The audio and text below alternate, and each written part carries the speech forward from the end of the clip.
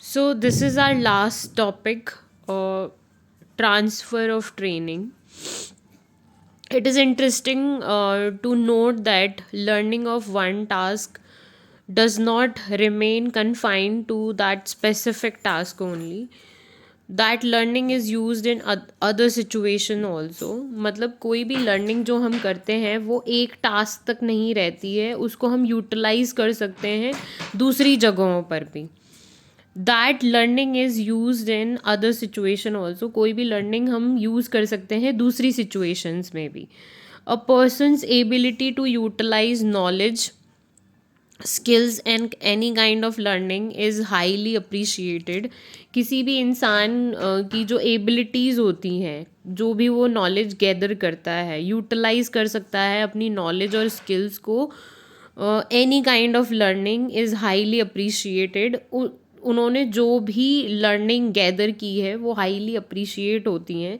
If a child learns to multiply और divides, एक बच्चा जब लर्न करता है मल्टीप्लाई करना और डिवाइड करना, she can use the process not only in the class but also in the market place. वो अपनी स्किल्स को सिर्फ घर पे या क्लासरूम पे नहीं यूज़ कर सकती है, मार्केट में जब वो बच्चा जाता है, वो हिसाब लगाता है किसी चीज़ का, तो वो यूज़ करता है अपनी मैथमेटिकल स्किल्स को।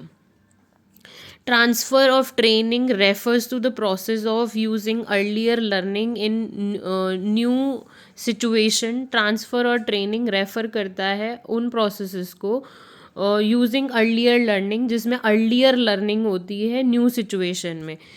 It is positive if the first learning helped the second learning.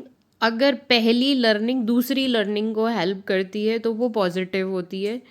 मतलब मान लो कि किसी बच्चे ने कुछ पहले लर्न किया, अब जो वो बाद में लर्न कर रहा है वो उसको हेल्पफुल हो रहा है। It can be negative if the first learning interferes with the second learning.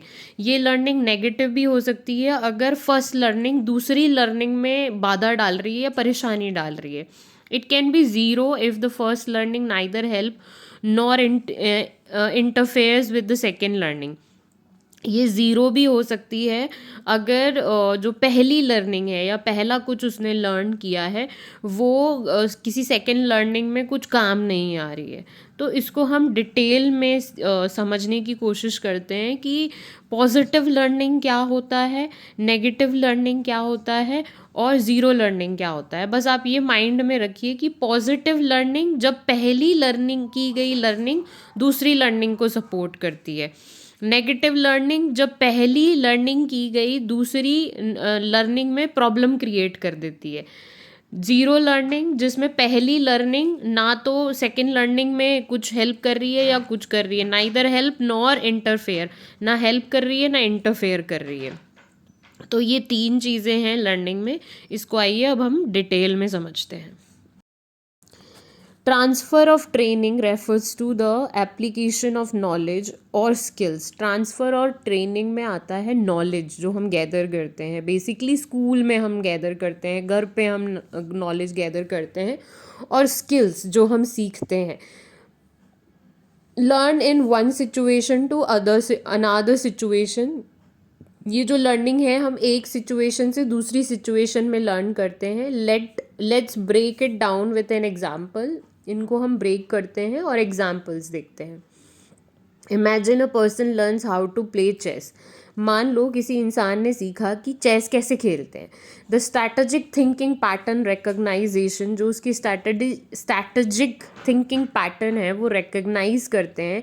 And decision making skills acquire while playing chess, और चेस खेलते हुए उसको डिसीजन मेकिंग आती है कि कैसे डिसीजन लेने हैं, कहाँ क्या करना है।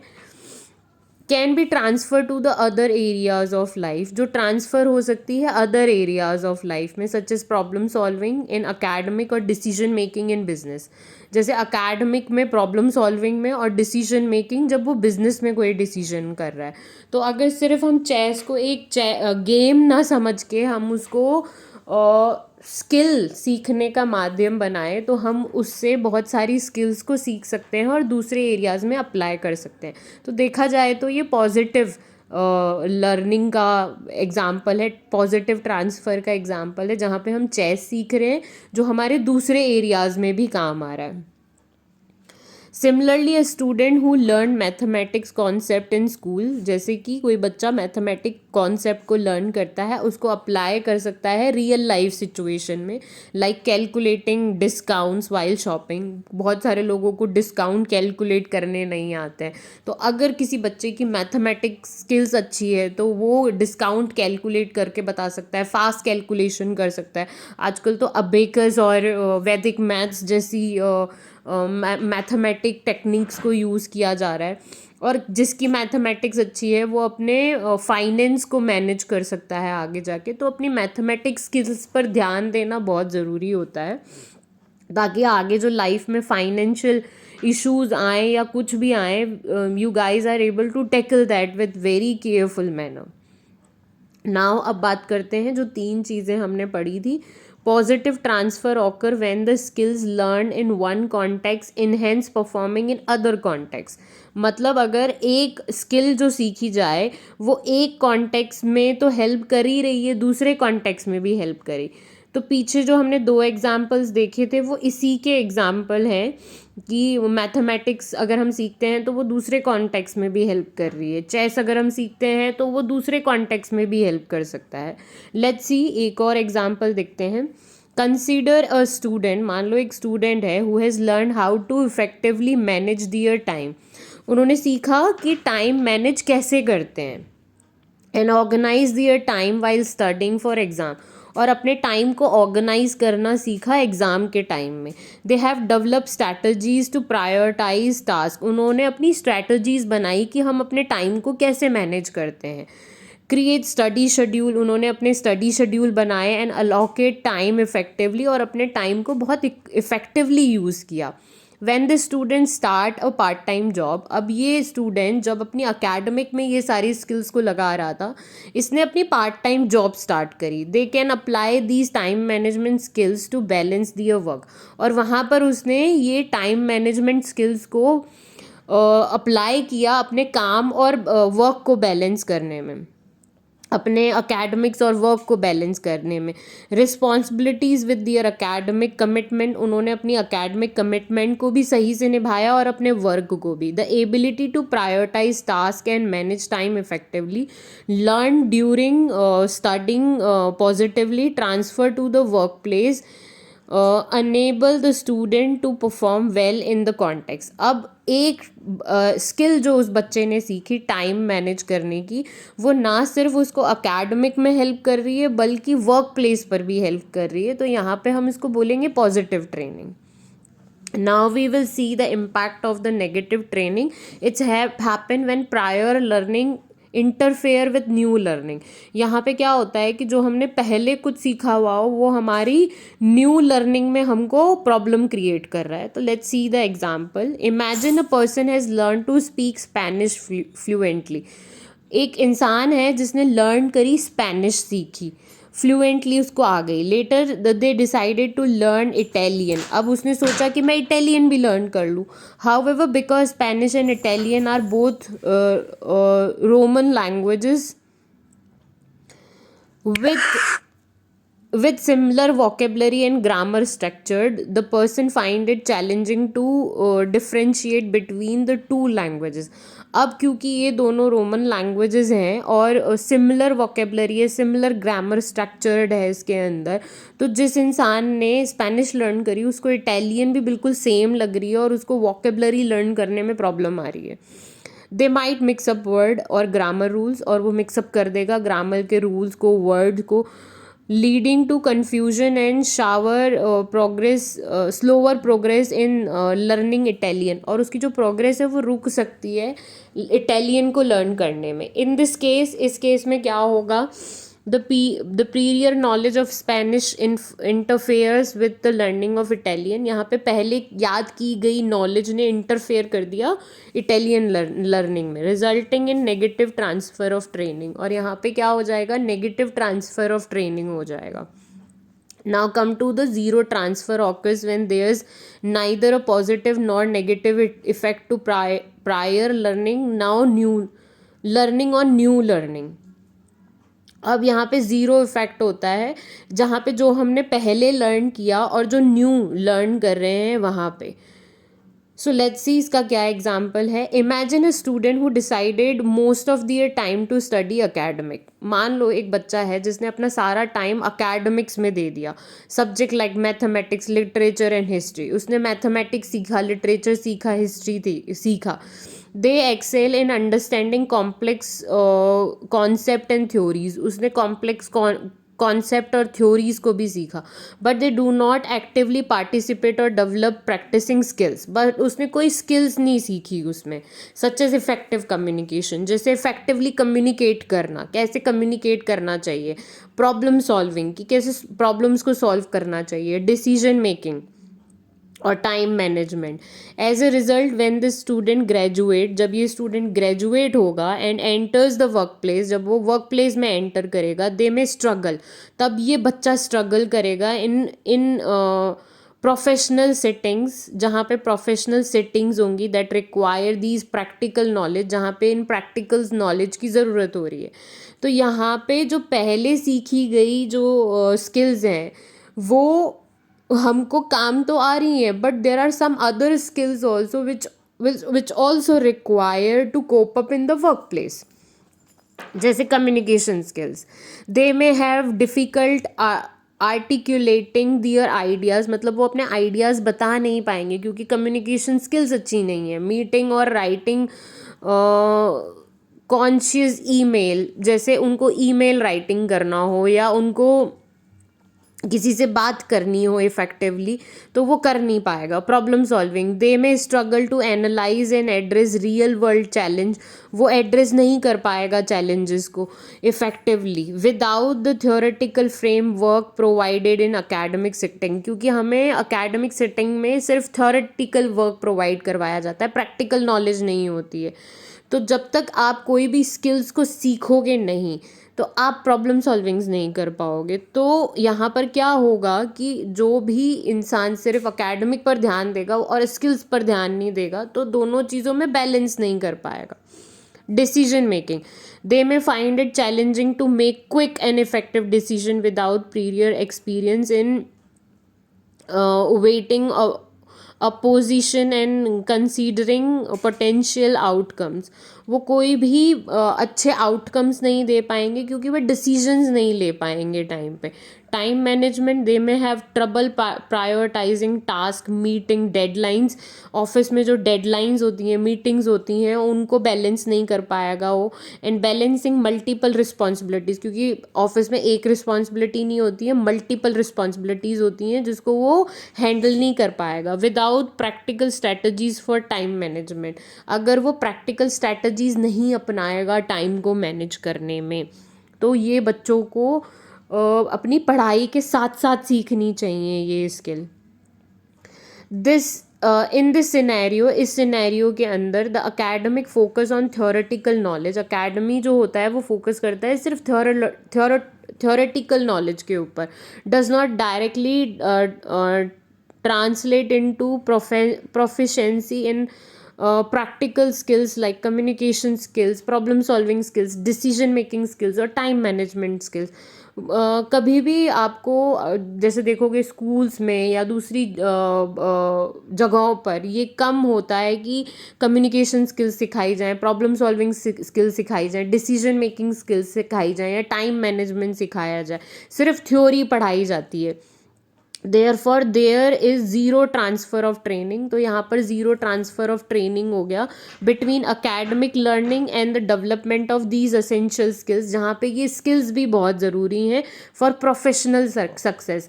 अगर किसी को प्रोफेशनली सक्सेसफुल बनना है तो उसको ये दोनों स्किल्स पर ध्यान देना पड़ेगा। अकेडमिक तो स्किल्स पर ध्यान देना ही पड़ेगा, बट स्किल डेवलपमेंट पर भी ध्यान देना पड़ेगा। Now just let's go to the page again. Learning transfers a person in many ways and occurs throughout one's life. जो लर्निंग होती है वो ट्रांसफ़र होती है पर्सन के पास बहुत तरीक़ों से और उसके साथ पूरी ज़िंदगी रहती है। Good learners utilize each and every opportunity as an option for learning. जो अच्छे लर्नर्स होते हैं वो हर अपॉर्चुनिटी को ग्रैब करते हैं और हर अपॉर्चुनिटी में सीखते हैं।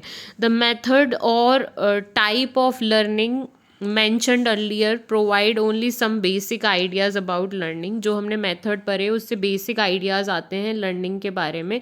The changes that take place in personality, जो चेंजेस होते हैं हमारी पर्सनालिटी के अंदर, एटीट्यूड के अंदर, and interest are also consequences of certain type of learning. और इससे हमारे इंटरेस्ट डेवलप होते हैं। लर्निंग से हमारी पर्सनालिटी बनेगी, आउटर और इनर पर्सनालिटी, जिसको हम साइकोफिज़िक्स बोलते हैं। जब हमने पर्सनालिटी के बारे में पढ़ा था, हमारे एटीट्यूड में चेंज आएगा, हमारे इंटरेस्ट में चेंज आएगा लर्निंग करने से।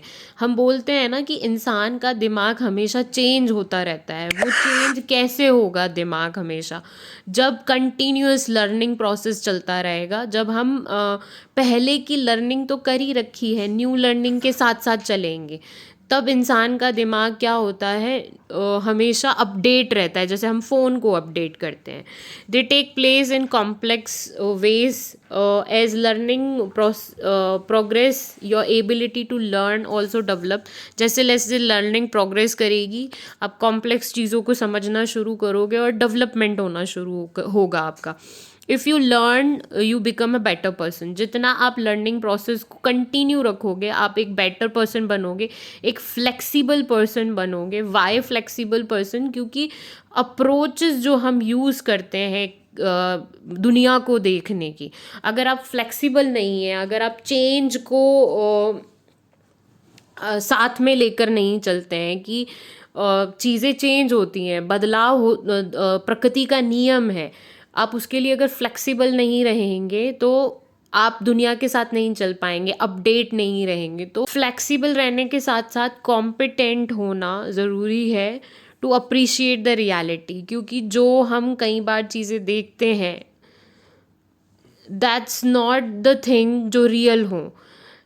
फ्लेक्सिबल होने पर हमें समझ में आता है कि रियलिटी क्या है। हर बार अपनी अप्रोच को चेंज करने पर हमें समझ में आता है कि रियलिटी क्या है। तो समवॉट अपने आप को अपडेट रखना बहुत ज़रूरी होता है। Some tip for better study habits, कुछ टिप्स जो यहाँ पर दी गई हैं बेटर स्टडी हैबिट्स के लिए। Study of a topic can be facilitate if you realize that efforts and motivation both are important. Study of a topic, किसी भी स्टडी की topic facilitate if you realize that efforts, जो भी efforts आप लगाओगे, जिस तरीके से आप एफर्ट लगाओगे, अपने आप को मोटिवेट करोगे, ये इम्पॉर्टेंट है। In order to gain more while preparing a topic or studying some things you need to attend to the following points। कुछ भी चीज़ें स्टडी करने के लिए आपको ये पॉइंट्स फॉलो करने चाहिए। Study at a specific place, you must study in a quite well lighted area free for disturbance. आपको उस जगह पे स्टडी करना चाहिए जो डिस्टर्बेंस से फ्री हो। If possible you should also at least one if possible you should also have at least one place where you only study. एक ऐसा जगह रखो जहाँ पर आप स्टडी कर सको। Do nothing else at the spot, उस जगह पर कुछ मत रखो। कीप मैगजीन्स, उधर मैगजीन्स रखो, रेडियोज़ रखो, friends and other distraction out of that area. उस जगह से डिस्ट्रैक्शंस को दूर रखो। In this way studying well in this way studying well becomes strongly linked with one specific place, ताकि वो उस place से आपका connection हो सके। once there you will find it relatively easy to get started, और वहाँ पर बैठकर start करना आपके लिए easy हो सकता है। organizing your study through space sessions, it is quite responsible to review intensely before N exam. Exam से पहले रिव्यू करना बहुत ज़रूरी होता है। आप चेक करो कि आपने क्या क्या चीज़ें लर्न करी है। However if you are actually learning some topic for the first time, किसी भी टॉपिक को अगर आप फर्स्ट टाइम सीख रहे हो, you are learning some topic for the first time, you are asking for trouble, it has been found that space space practice is a more efficient way to study. मतलब जितना आप किसी भी subject को practice करोगे उतना जल्दी आपको वो सब्जेक्ट समझ में आएगा और जो ट्रबल आप फेस कर रहे हो वो भी दूर होंगे. It involves a large number of relatively short study session. आपको शॉर्ट स्टडी सेशंस की भी ज़रूरत है rather than 1 or 2 long ones. एक साथ सारी चीज़ें करने की ज़रूरत नहीं है. यूज़ मेमोरी एड्स का यूज़ करो. Psychologist have found many techniques useful for improving memory. Psychologist ने बहुत सारी चीज़ें निकाली हैं जिससे हम अपनी मेमोरी को इम्प्रूव कर सकते हैं. Most of them link new information to certain ideas और images that are easy to remember. बहुत सारी चीज़ें लिंक्ड करती हैं इन्फॉर्मेशन से और न्यू इमेजेस से जिससे याद करना ईजी हो जाता है. Try to test yourself. When studying you can arrange to the several practices test. आप खुद ही अपने टेस्ट बनाइए और अपने टेस्ट दीजिए जैसे आप रियल एग्ज़ाम दे रहे हो. In other words studying should indicate self testing by use the flash card. आप फ्लैश कार्ड यूज़ कर सकते हो. Learning checks. आप अपनी लर्निंग को चेक कीजिए. और स्टडी गाइड्स और question you ask yourself. आप अपने आप से ही क्वेश्चन पूछ के आंसर्स दे सकते हैं. Over learning. It has been found that many student under prepare for exam. कोई प्रिपरेशन नहीं करते हैं. And most overestimated how well they will do in the exam. तो बताओ अगर जब आप पढ़ोगे ही नहीं तो एग्ज़ाम में कैसे अच्छा करोगे. A solution to both problems is overlearning. To overlearn, you should continue studying beyond bare mastery of a topic.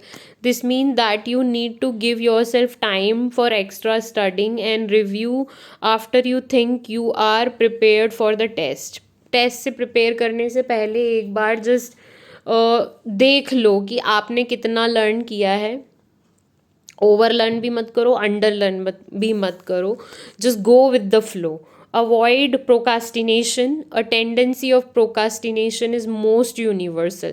हर इंसान, जब आप साइकोलॉजिस्ट बनोगे तब भी आप ये चीज़ को समझोगे कि प्रोकास्टिनेशन, टाल मटोल करना, ये पूरे यूनिवर्सल मतलब हर जगह पर ये चीज़ लोग करते हैं. ये टेंडेंसी है लोगों की कि वो प्रोकास्टिनेट करते हैं, टाल मटोल करते हैं. कल काम करेंगे. इसीलिए कहा गया है काल करे सो आज कर, आज करे सो अब, पल में प्रलय होएगी, बहुरी करेगो कब. तो जो भी आपको करना है वो आज करें, अभी करें, इसी समय पर करें. टाल मटोल ना करें. जितने भी चैप्टर्स आपको करने होते हैं टाइम पर आप उनको करें. और जब आप टाइम पर चीज़ें करेंगे और समझेंगे तो एग्ज़ाम में डेफिनेटली अच्छे नंबर आएंगे. They work only under pressure. कुछ बच्चे होते हैं सिर्फ प्रेशर में आके काम करते हैं. स्किप क्लासेस, अपनी क्लासेस को स्किप करते हैं. एंड गिव फॉल्स रीजंस नहीं होते हैं उनके पास. This has negative effect on learning. ये नेगेटिव इफेक्ट लाता है लर्निंग पे, परफॉर्मेंस पे. Use of a formal time schedule. एक टाइम शेड्यूल पे पढ़ाई करें. And setting up specific goals. अपने गोल्स को सेटअप करें. Help to study more effectively, ताकि आप अच्छे से स्टडी कर सकें. सो आई थिंक आपका टॉपिक हो चुका है ख़त्म. आपका पूरा चैप्टर हो चुका है ख़त्म. अब आपको करने हैं इसके question answers learn. Till then bye, take care and keep smiling.